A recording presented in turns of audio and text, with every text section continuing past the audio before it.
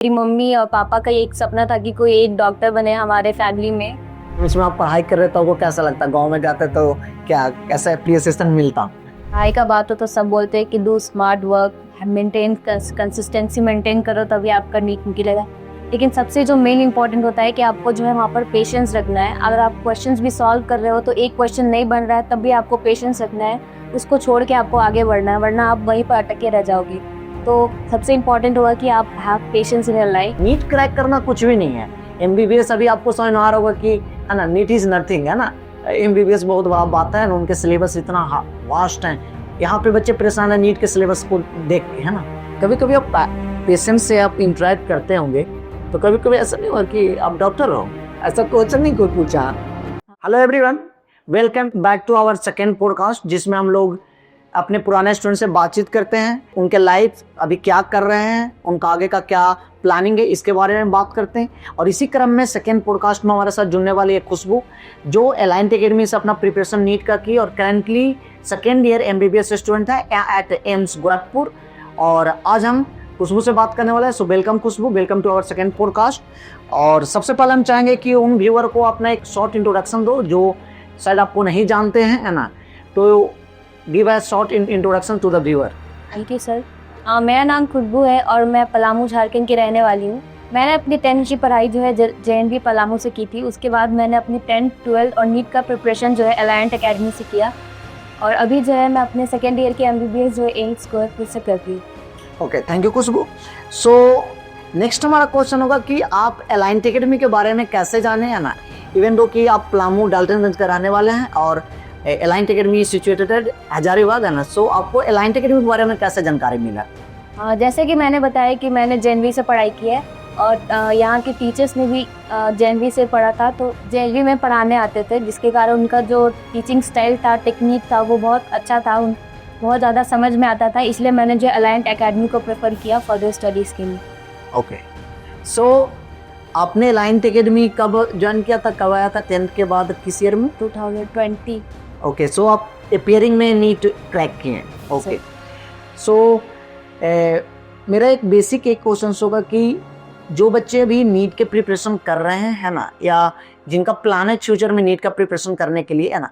सो आप alliance academy में जब प्रिपरेशन किए हैं, है ना, और आपके बहुत सारे फ्रेंड जो होंगे जो किसी दूसरे इंस्टीट्यूट में प्रिपरेशन करते होंगे, है ना, तो इंटरेक्शन तो होता ही है कि क्या चल रहा है क्या नहीं चल रहा है। सो आपको क्या लगा कि अलायंस एकेडमी में, हमें नहीं पूछने वाला है आपसे कि अलायंस एकेडमी में आपको क्या बेहतर लगा, हमें पूछने वाला है कि अलायंस एकेडमी में आपको ऐसा क्या कमी लगा जो लगा कि ये और होना चाहिए था आपके दरमियान। अभी तो बहुत सारे चीज चेंज हो गए, आप आए होंगे इस कोचिंग में तो आपको दिख रहा होगा कि बहुत सारे चीज चेंज हो गए, लेकिन आपके प्रिपरेशन के दौरान ऐसा क्या लगा कि और ये चीज मिलना चाहिए था? जैसे कि हमारे टाइम पे बच्चे भी बहुत कम थे, हमें जो है आगे का मतलब नीट के भी कोई बच्चे नहीं थे कि हमें बता के कि कैसे पेपर्स आता है, ऐसा क्वेश्चंस आता है, तो उसमें बस थोड़ा कमी था। लेकिन यहाँ का जो रिसोर्सेज था, यहाँ के जो मॉड्यूल्स थे वो काफ़ी अच्छे थे, हमें पढ़ने में मतलब हमारे लिए मतलब बहुत अच्छा किया। नीट में भी उससे बहुत ज़्यादा क्वेश्चंस थे, मतलब टकराए। अब और ज़्यादा कोई कमी नहीं लगा यहाँ। अच्छा, कोई कमी नहीं लगा, है ना। नहीं, कुछ तो कमी है, हर एक लोग मोता, और हम लोग हर एक बच्चे से क्वेश्चन जरूर पूछते हैं कि ऐसा क्या हमारे अंदर में कमी आपको लगा ना अपने प्रिपरेशन के दौरान, जिसको हम लोग सुधार सकते हैं, ऐड ऑन कर सकते हैं। चलिए ना, तो हम लोग जो भी यहाँ पे आपको जो भी टीचर्स पढ़ा रहे थे, तो एक और क्वेश्चन है, थोड़ा डिफिकल्ट क्वेश्चन है ना, आपके लिए डिफिकल्ट होगा कि जो भी टीचर पढ़ा रहे थे, शायद आपको केमिस्ट्री संतोष सर पढ़ा रहे होंगे, बायोलॉजी ऋषभ सर पढ़ा रहे होंगे, मैं आपको फिजिक्स पढ़ा रहा हूँ, है ना। सो ये तीनों टीचर में आपको सबसे बढ़िया जो पढ़ाने का टेक्निक या जो समझ में आया, सबसे बढ़िया सर जिसे आप कनेक्ट कर पा रहे थे, ज्यादा बेहतर कनेक्ट कर पा रहे थे, वो कौन से टीचर थे? जैसे कि हमारा बायोलॉजी जो मेन सब्जेक्ट था, तो उससे तो हम काफ़ी ज़्यादा ही कनेक्ट कर पाते थे, तो उस बेसिस पे तो बोलूँगी कि बायो सर ज़्यादा अच्छे थे। लेकिन अगर बायोलॉजी को हटा दे तो फिर फिजिक्स काफ़ी अच्छा लगता था और केमिस्ट्री भी अच्छा लगता था। उनका जो ऑर्गेनिक पार्ट था वो उन्होंने बहुत अच्छे से पढ़ाया था। हमारा जो है एक्स्ट्रा क्लासेस भी बहुत लगवाए थे ऑर्गेनिक के लिए। तो ऐसे डिफ्रेंशिएट नहीं कर सकती कि ये इन्होंने अच्छा पढ़ाया, इन्होंने अच्छा पढ़ाया, सारे बहुत अच्छा ही पढ़ाते थे और सबका ही बहुत अच्छा ही समझ में आता था। Sorry sir. ओके, तीनों तीनों सब्जेक्ट्स में फिजिक्स, केमिस्ट्री और बायोलॉजी अगर हम लोग तीनों इसको कंसीडर करते हैं, तो आपको कौन सा सब्जेक्ट में सबसे ज्यादा ड्यूरिंग योर नीट प्रिपरेशन सबसे ज्यादा आपको परेशानी हुई या सबसे ज्यादा दिक्कत हुआ, या किसी सब्जेक्ट में आपको दिक्कत नहीं हुआ, है ना? So can you tell that, ना किस सब्जेक्ट में आपको थोड़ा ज्यादा दिक्कत फील हुआ? जैसे कि बायो लेने का एक मेन रीजन होता है कि आपको मैथ से प्रॉब्लम हो, लेकिन मेरा ऐसा नहीं था कि मुझे मैथ से प्रॉब्लम था, बस वो बायो बहुत ज्यादा अच्छा लगता था। लेकिन फिर भी फिजिक्स में थोड़ा बहुत प्रॉब्लम होता था कि हम जो है वो आईआईटी लेवल का जो है मैथ्स को फिजिक्स सॉल्व करते थे, तो बस इसे में अच्छा, तो आपका क्लास जेई वाले बच्चों के साथ ही आपका फिजिक्स क्लास हो जाता था, मतलब आपका जो क्वेश्चंस आप लोग को करवाया जाता था जेई मेंस और एडवांस लेवल का भी आप लोग को कराया जाता था, तो उससे आपको कुछ ना कुछ एक्स्ट्रा बेनिफिट नीट में शायद मिला होगा। लेकिन आप लोग जिस टाइम दिए तो उस टाइम नीट के फिजिक्स का क्वेश्चन थोड़ा आसान था ना, फिर भी है ना आपको अभी भी फील होता होगा कि हाँ फिजिक्स के क्वेश्चन कर सकते हैं, है ना? तो नेक्स्ट हमारा जो क्वेश्चन होगा जो थोड़ा डिफिकल्ट क्वेश्चन है, why doctor? You are good in mathematics also, है ना? As far as you know, है ना, कि मेरे को जहां तक जानकारी है तुम्हारे बारे में, तो मैथ भी बहुत अच्छा है, तो इंजीनियर क्यों नहीं, डॉक्टर क्यों? जैसे कि हमारा जो फैमिली है उसमें सारे इंजीनियर्स ही है, और मेरी मम्मी और पापा का एक सपना था कि कोई एक डॉक्टर बने हमारे फैमिली में। जैसे कि हमारे दूर दूर तक कोई भी एक ऐसा डॉक्टर नहीं है, तो इसलिए मैंने जो है आगे ऐसा डॉक्टर, ताकि वो थोड़ा यूनिक बन जाए। क्या आप आपके गांव में आपसे पहले कोई एमबीबीएस की पढ़ाई कर रहे हैं या कोई डॉक्टर हैं आपके गांव में? पढ़ाई किया है लेकिन वो इतने ऊंचे पद पे नहीं गया, मतलब एम्स तक तो नहीं गया वो।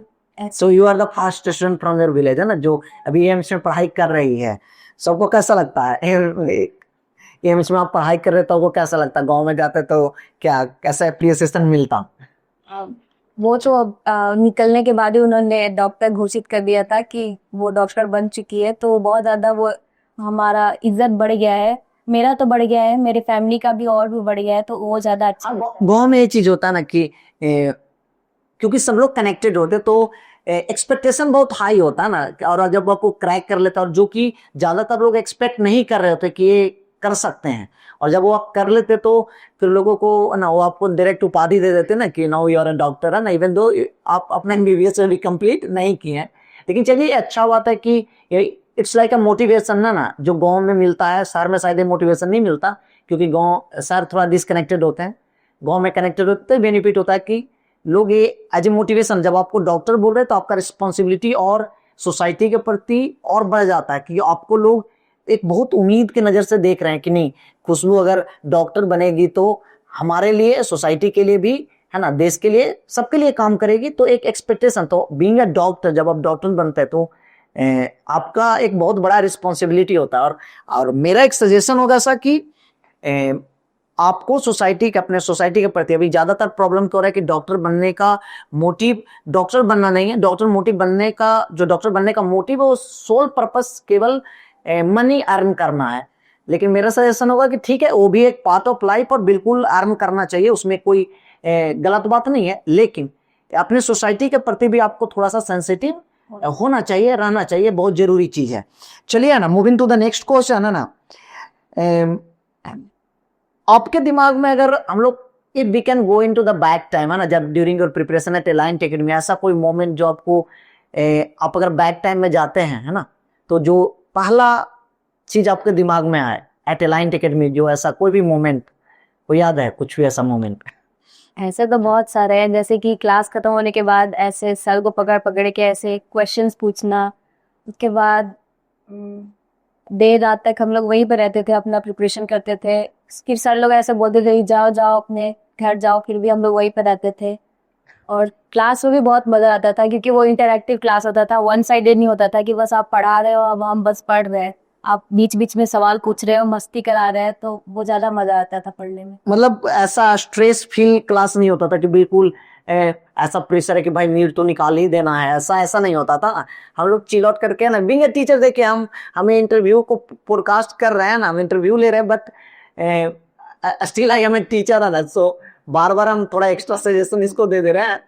सो हम लोग का क्लास जो होता है जनरली, है ना, जैसे बता रहे हैं कि हमारा जो क्लास होता है इट्स इंटरेक्टिव। हम लोग कोशिश करते हैं वन ऑन वन स्टूडेंट से कनेक्ट करने का, है ना, उनके साथ फ्रेंडली होने का, है ना, बिल्कुल टीचर वाला बिहेवियर हम लोग थोड़ा हटा के ही चलते हैं कि बहुत हम टीचर हैं ना, जस्ट बी बिहेव लाइक है ना बिग ब्रदर की है ना, अगर बड़े भैया कैसे बिहेव करते हैं तो ये हमारे लिए एक छोटी बहन है, तो हम लोग ऐसा ट्रीट करके चलते, तो मौज मस्ती में क्लास चलता और ये मौज मस्ती में हम लोग कब नीट निकाल लेते हैं और कब शायद डॉक्टर बन जाएगी ये पता भी नहीं चलता है ना। सो ये आपका है ना जो एक वेरी इंपॉर्टेंट जो ज्यादातर लोग पूछते हैं, और ये हम भी जनरल क्वेश्चन और हम भी आपसे पूछना चाहेंगे, क्या आप ऑलरेडी आप एक पाथवे को चले हैं, इस पाथ पे चले हैं, नीट को क्रैक किए हैं, अभी नीट बहुत फैसिनेटिंग हो गया है, सब लोग नीट करना चाह रहे हैं, लगभग 24-25 लाख बच्चे असल फॉर्म भर रहे हैं। सो मेरा एक क्वेश्चन आपसे होगा कि can you give any advice to NEET aspirants, बहुत क्रिटिकल, एक ही आप एडवाइस दीजिए but it should be critical, जो आपको लगा कि ये तो बहुत कम लोग एडवाइस देते होंगे, ऐसा कोई एडवाइस आपके दिमाग में? जैसे कि अगर पढ़ाई का बात हो तो सब बोलते हैं कि do smart work, maintain consistency maintain करो तभी आपका नीट निकलेगा। लेकिन सबसे जो मेन इंपॉर्टेंट होता है कि आपको जो है वहाँ पर पेशेंस रखना है। अगर आप क्वेश्चंस भी सॉल्व कर रहे हो तो एक क्वेश्चन नहीं बन रहा है तब भी आपको पेशेंस रखना है, उसको छोड़ के आपको आगे बढ़ना है, वरना आप वहीं पर अटके रह जाओगे।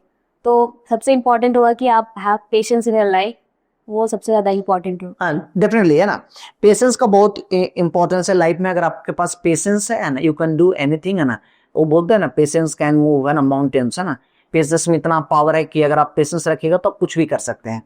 सो now moving to the next question है ना, व्हाट वाज योर रिएक्शन जब आप पहला और अपना नीट का रिजल्ट देखे, तो है ना इट वाज लाइक गारंटीड कि यार मेरा तो हो जाएगा, तो ऐसा था कि नहीं there is some sort of uncertainty also, कुछ अनसर्टेन था कि आप पहले से श्योर थे, मतलब कोई आपको ऐसा एक्साइटमेंट नहीं आया कि नीट के रिजल्ट देखने के बाद? क्या है आपका क्या रिएक्शन था, आप ही बताओ। मतलब ऐसा श्योर नहीं था, डर तो सबको ही लगता है, तो थोड़ा डर लग रहा था, लेकिन देखने के बाद फिर अच्छा भी लगा, सबने बहुत तारीफ भी की थी तो मजा आ रहा था। मास्टर लोग मिठाई खिलाया? खिलाए थे मिठाई? हमको तो नहीं लगता लाइन टेजरी में खिलाता है कोई, ऋषभ सर ये सब में रहते हैं थोड़ा है ना, ऋषभ सर खिलाते हैं, बाकी हम लोग बहुत ज्यादा ठीक है आप निकाल लिए है ना, बहुत अच्छा बात है, लेकिन बहुत ज्यादा हम लोग तवज्जो नहीं देते, ठीक है। और हम कहते हैं कि हाँ आप एक स्टेप को, केवल अपने लाइफ के एक स्टेप को आप पार किए हैं है ना, देयर आर मल्टीपल स्टेप्स जो अभी आपके बाकी हैं और वो आपको करने पड़ेंगे।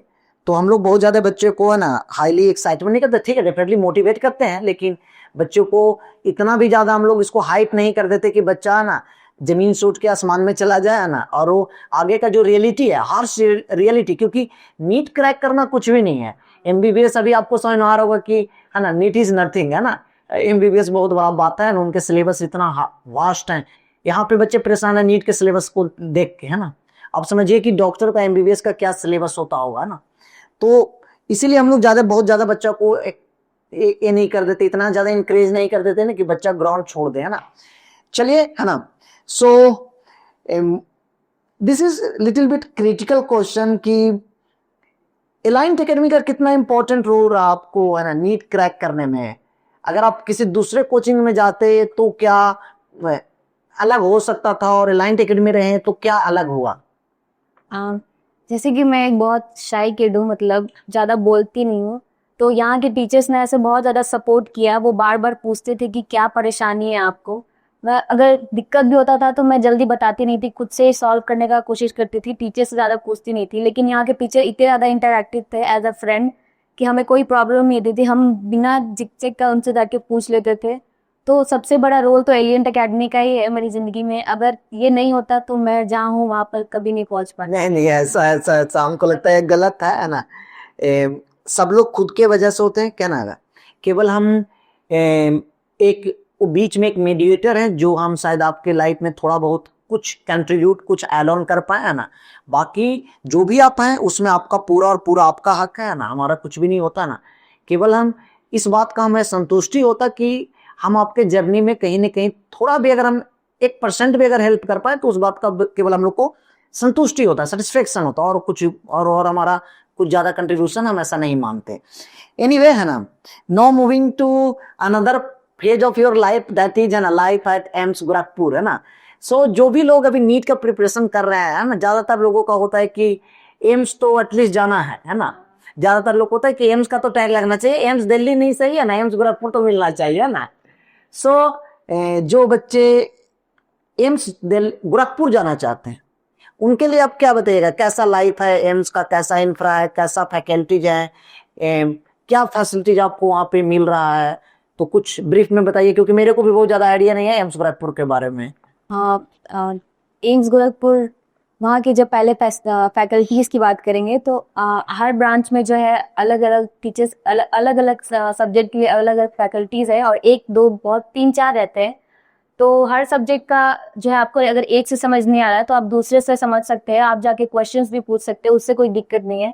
तो फैकल्टीज तो बहुत अच्छी है वहाँ पे। उसका इंफ्रास्ट्रक्चर भी जो है बाकी एम्स से अच्छा नहीं है, लेकिन वो अभी बहुत अच्छा हो चुका है। वहाँ पर जो है बहुत सारे जो है जो भी ऑपरेशन थिएटर है, ट्रॉमा सेंटर, ये सब भी खुल चुका है। तो पेशेंट का भी जो है आउटडोर पेशेंट जो है वो वहाँ पर बढ़ चुके हैं। तो ज़्यादा पेशेंट से इंटरेक्ट करने का जो आपका कैपेसिटीज़ है आप बढ़ चुका है। जो हमारा पोस्टिंग होता है उसमें हम ज़्यादा पेशेंट से इंटरेक्ट कर पाते हैं, ज़्यादा केसेस को देख पाते हैं, तो वो ज़्यादा बेनिफिशियल है। रहा हॉस्टल का बात, तो गर्ल्स बॉयज जो है हॉस्टल अलग अलग है, मेस भी अच्छा है, 2 मेस है। खाना ठीक मिलता? अभी तो ठीक। ये सबसे बड़ा इश्यू किसी कॉलेज का, कि खाना ठीक मिलता है ना, कैसा खाना मिलता?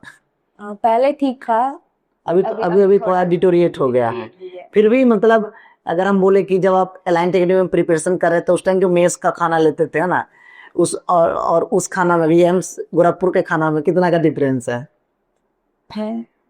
बहुत ज्यादा। बहुत ज्यादा का, डेफिनेटली ज्यादा होना भी चाहिए ना, कि now you are going to be a doctor, so at least इस लेवल का खाना तो मिलना चाहिए कि जिससे डॉक्टर बनने का एटीट्यूड आया ना, ये बहुत जरूरी है। तो मेरा बाकी मेडिकल कॉलेजेस वाले लोग से भी मेरा ये रिक्वेस्ट होगा कि बच्चे को है ना बढ़िया फैसिलिटीज दीजिए, बढ़िया खाना दीजिए, सो डैट कि उनके अंदर में एक डॉक्टर का एटीट्यूड एटलीस्ट आया ना, वेरी इंपॉर्टेंट चीज है ना। सो और कॉलेज में हम लोग ज्यादातर इसीलिए रहते हैं कि कॉलेज में खाना बढ़िया मिलना चाहिए और लाइफ बढ़िया होना चाहिए ना। सो खाना बहुत बढ़िया दीजिए, मेरा कॉलेज वाले लोग से रिक्वेस्ट। अगर कोई भी मेडिकल कॉलेज के कोई भी ऐसे लोग देख रहे हैं जो बदलाव कर सकते हैं तो प्लीज डू इट, है ना। ओके है ना। सो आपका अलायंस एकेडमी से 2 साल का प्रिपरेशन के बाद अभी लगभग आपका 1.5 ईयर आपका एम्स गोरखपुर में, तो ट्रांजिशन कैसा रहा? क्या आप अप एंड डाउन आपको देखने को मिला है ना? कभी आप ऐसे जरूर कुछ मोमेंट आए होंगे जहाँ पे आपको थोड़ा निराश हुए होंगे, कुछ ऐसे मोमेंट आए होंगे जहाँ पे आप बहुत हैप्पी होंगे। तो ये पूरे जो 2.5 साढ़े 3 साल का जो जर्नी है ना, 3.5 साल का, ये कैसा ट्रांजिशन कैसा है प्रिपरेशन और अभी का लाइफ में? जैसे प्रिपरेशन करते थे तो हमें ज़्यादा वो समय नहीं मिलता था। दिन भर हम जो है कोचिंग में ही रहा करते थे, उसके बाद रात को जाते थे सोकर वापस से सुबह ट्यूशन। तो हमें ज़्यादा मस्ती करने का भी टाइम नहीं मिलता था। तो वो तो ठीक है ड्यूरिंग योर प्रिपरेशन, ओके। लेकिन कॉलेज जाने के बाद तो जिंदगी ऐसी बदल गई है। फर्स्ट ईयर में ही कम पढ़ते हैं, इसके बाद सेकेंड ईयर तो आपका मजा ही है, क्योंकि उसमें जो है ईयर बैक लगता नहीं है। तो आप अच्छा, सेकेंड ईयर में ईयर बैक नहीं लगता, फर्स्ट ईयर में केवल लगता, और थर्ड ईयर में? थर्ड ईयर में अब नहीं लगता, बस मतलब फर्स्ट ईयर के बाद नहीं लगता। जैसे हमारे इंजीनियरिंग में किसी भी सेमेस्टर में बैक लग सकता है ना, ईयर बैक, है ना। मतलब आपको फिर से वो कोर्स को रिपीट करना पड़ेगा, है ना। जिनको ये इस बात में थोड़ा कंफ्यूजन होगा, हम क्लियर कर देते हैं ना। बैक और ईयर बैक में डिफरेंस है। बैक मतलब आपको कि किसी सब्जेक्ट में फेल हो गए तो आप उस सब्जेक्ट को उसी ईयर में, है ना, उसी सेमेस्टर में आप फिर से रीअपियर करके उसको पास कर सकते हैं। लेकिन ईयर बैक का मतलब होता है कि आप अगर फेल कर रहे तो आप उसी साल उसको रिपीट करके पास नहीं कर सकते, आपको पूरा कंप्लीट 1 ईयर अपने जूनियर के साथ, है ना। और जो सबसे खराब वाला बात है ना कि जूनियर के साथ बैठ के आपको पूरे कोर्स को रिपीट करना पड़ेगा, वो पर्टिकुलर कोर्स को रिपीट करना पड़ेगा। एनीवे, है ना। और वहां पे कैसा भी लाइफ चल रहा है? वहाँ पर तो अभी जैसे कि मैं सेकेंड ईयर में हूँ, तो अभी तो थोड़ा वो है, डाउन है। तो हम बस पोस्टिंग जाते हैं, पोस्टिंग में ही मज़ा आता है पेशेंट से इंटरेक्ट करने में। उसके बाद हमारा कोर्स भी वो तो चलते रहता है, एग्जाम्स भी बहुत होते हैं और घूमने का भी मौका मिलता है। लेकिन थर्ड ईयर के बाद हमारे जो है सब्जेक्ट भी बढ़ जाएंगे और फिर पोस्टिंग भी हमारा जो है वो बढ़ जाएगा। तो थर्ड ईयर से चांसेस एक मेरा दिमाग में थोड़ा हट के क्वेश्चन आ रहा है। ऑलरेडी मैं क्वेश्चन ऐसे फ्रेम करते रहता हूँ, लेकिन एक हट के क्वेश्चन आ रहा है। कभी कभी आप पेशेंट से आप इंटरेक्ट करते होंगे, तो कभी कभी ऐसा नहीं हुआ कि आप डॉक्टर हो? ऐसा क्वेश्चन नहीं कोई पूछा? हाँ, बहुत बार हुआ है ऐसे। लेकिन फिर भी हम ये समझाना पड़ता है कि ये तो हमारा काम है, हम भले ही डॉक्टर ना हो लेकिन आगे जाके तो हम ही आपका इलाज करें। नहीं, हम उस सेंस में नहीं पूछ रहे थे ना, हम इस सेंस से पूछ रहे कि अभी तुम्हारे डॉक्टर जैसे दिखती नहीं हो ना। तो बहुत बार लोग ना थोड़ा डरता है छोटा ये छोटा डॉक्टर इसे नहीं दिखाएंगे है ना, ऐसा ऐसा होता ना कि आप कुछ सजेस्ट करो कुछ बता रहे हो लेकिन ना वो आपको ध्यान नहीं दे रहे क्योंकि इग्नोर कर रहे हैं, क्योंकि उनको लग रहा है कि नहीं ये क्या बढ़िया एडवाइस दे सकता है, अभी इसका एज नहीं हुआ है, उस लेवल का जानकारी होगा कि नहीं होगा, इस सेंस में हम पूछ रहे हैं। नहीं, अगर आप एप्रन आपने पहना हुआ है तो वो भी आपको उतना ही इज्जत देते लेकिन हमारे जैसा ड्रेस कोड होता है तो वो समझ गए वहाँ के पेशेंट की ये बड़े डॉक्टर है ये छोटे डॉक्टर है, तो वो इतना जान चुके हैं कि हम जो स्टूडेंट है उनके बारे में बस पूछने ही है, तो वो मतलब ज्यादा कोऑपरेटिव हो गया है। अच्छा अच्छा, मतलब ऐसा कभी फेस नहीं हुआ कि है ना हाइट के और एज की वजह से ऐसा कोई प्रॉब्लम नहीं हुआ, चलो बहुत अच्छा हुआ था है ना।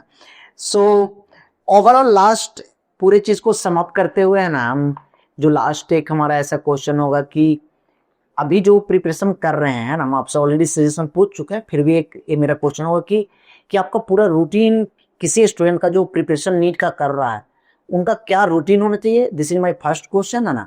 और सेकेंड क्वेश्चन जो हमारा रहेगा कि कोई भी बच्चा अगर नीट करना चाहता है तो जो अभी 10th पास किए हैं उनको किस बेसिस पे डिसाइड करना चाहिए कि हमको नीट का प्रिपरेशन करना चाहिए या नहीं करना चाहिए, क्योंकि हम बहुत सारे बीइंग अ टीचर हम बहुत सारे ऐसे बच्चे को इनकाउंटर कर रहे हैं ना कि वो नीट इसलिए नहीं करना चाहते क्योंकि उनको बायोलॉजी से बहुत प्यार है ना, वो नीट इसलिए करना चाहते क्योंकि उनको मैथ से बहुत ज्यादा नफरत है। तो ओवरऑल मतलब कहने का मतलब है ना कि जो बायोलॉजी से जो मैथ से नफरत है ना, बायोलॉजी से प्यार का कारण बन गया ऐसा है ना। तो आपका क्या सजेशन होगा ना उन बच्चों के लिए? सबसे पहले तो आप रूटीन बताइए कि 2 साल का क्या पूरा रूटीन होना चाहिए एक बच्चे का जो नीट का प्रिपरेशन कर रहे हैं। हाँ, जैसे कि नीट में पहला चीज होना चाहिए कि आपको कंसिस्टेंट रहना है। अगर वो आपका हॉलीडे भी हो रहा है तो ये नहीं कि आज तो संडे है चलो आज हम नहीं पढ़ते, वो आपको जो है हर दिन वो चीज पढ़ना होगा, भले आप 7 घंटा पढ़ रहे हो या 8 घंटा पढ़ रहे हो तो आपको जो है डेली वो चीज को मेंटेन करना पड़ेगा। और मेरा दिक्कत ये था कि मुझे जल्दी याद नहीं होती थी चीजें, तो आपको जो एक शॉर्ट टर्म मेमोरी को लॉन्ग टर्म मेमोरी कन्वर्ट करने के लिए कम से कम 3 बार तो उसको रिवीजन करना ही पड़ता था। एनसीईआरटी बुक, हाँ, एनसीईआरटी बुक है या फिर आप जो भी केमिस्ट्री पढ़ रहे हैं, फिजिक्स तो आपको वो न्यूमेरिकल्स न्यूमेरिकल्स लगाना।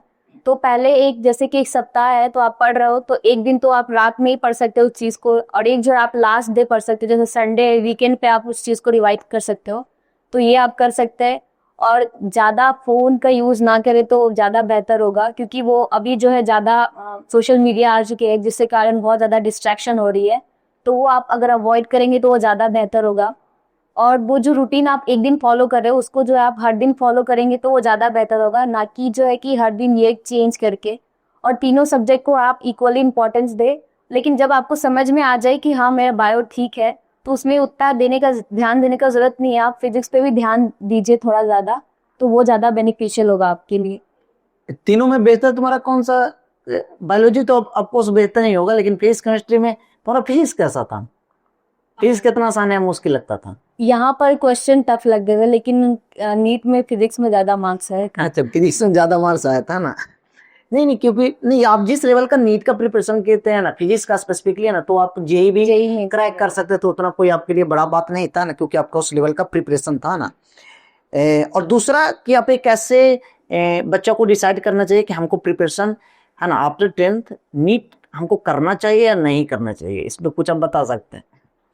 हाँ, ज्यादातर बच्चे तो ये डॉक्टर डॉक्टर एक तो टैग होता है कि डॉक्टर बन चुके हैं, और दूसरा इसमें पैसे के कारण जो है लोग इसमें जाते हैं, लेकिन इसमें जो आपका समय भी बहुत लग रहा है, तो जिसको ज्यादा इंटरेस्ट है मतलब बायोलॉजी में वो अच्छा, इंटरेस्ट ठीक है ना, जैसे इंटरेस्ट तो है, लेकिन बहुत सारा आपको हम पहले ऑलरेडी एग्जांपल दिए ना कि बहुत सारे लोग को क्या ना इंटरेस्ट बन जा रहा है, इंटरेस्ट है नहीं है ना, because they are not good in mathematics है ना, तो उनका जो नफरत है मैथ से ना वो बायोलॉजी से प्रेम का कारण बन जा रहा है। तो मतलब ओवरऑल आप एक कहना हमको जैसा आप बता रहे हो उसके अकॉर्डिंग ये है कि अगर आप मैथ भी आपका ठीक है, बायो भी ठीक है, तब आप डिसाइड कर रहे हैं कि नहीं I will go with biology, तब केवल नीट करें। देखिए पूरे भीड़ को देख के ये ना सोचे कि हमको डॉक्टर ही बनना है, देयर आर मल्टीपल ऑप्शंस है ना, और बार बार हम बोलते हैं ना कि all doctors are not successful and all successful are not doctor है ना।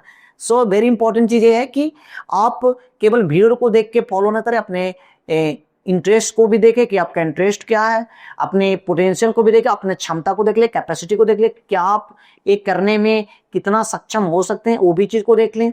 और वो उसका एक पैरामीटर है कि आप 10th के थोड़ा अपना मार्क्स भी देख सकते हैं कि आपका मार्क्स क्या है। अगर आप 50 या 60% ला रहे हो और फिर आप सोच रहे हैं नीट करने के लिए, तो it's going to be little bit difficult, है ना, क्योंकि ऑलरेडी यहाँ पे क्रॉड बहुत ज्यादा है, 24-25 लाख बच्चे हैं और आई होप की 60 to 70,000 हमारा 60 से 70,000 MBBS का गवर्नमेंट कॉलेज में सीट है।